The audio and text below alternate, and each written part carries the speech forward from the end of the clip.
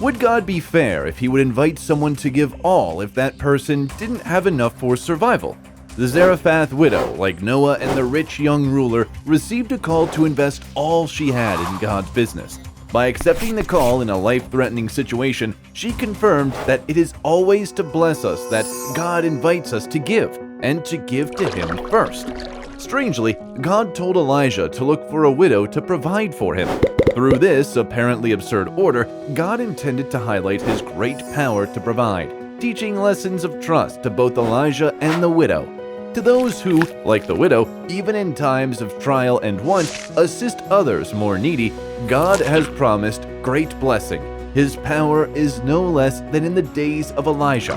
But considering that the widow was in extreme poverty and that Elijah arrived at the fiercest moment of her crisis, was it fair for Elijah to require that food be given to him first?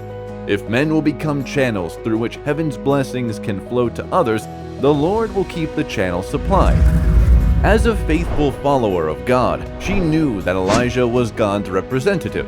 She also knew that a special promise is granted to all those who seek first the kingdom of God and his righteousness.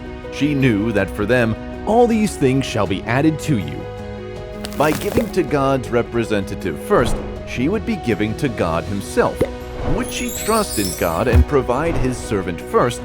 Or would she follow common sense and look for her survival first? If God should be the first, does it matter, for example, if I have my daily, personal, and familiar devotion, or if I have my breakfast first? What do I do when the church's activities conflict with my agenda? Would it matter if I start spending my income immediately after receiving it, or if I return God's part first as tithe and regular offerings? What comes first in our daily schedule usually determines what we value most and the direction of our lives. For those who are genuinely seeking God, the sequence matters.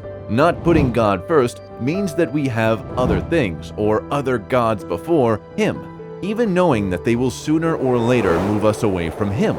By seeking God first, you don't need to worry. All things will be provided for you, and this promise is not restricted to your finances. Just follow the right sequence and leave the outcome to God. Let us always put our desires last and God first.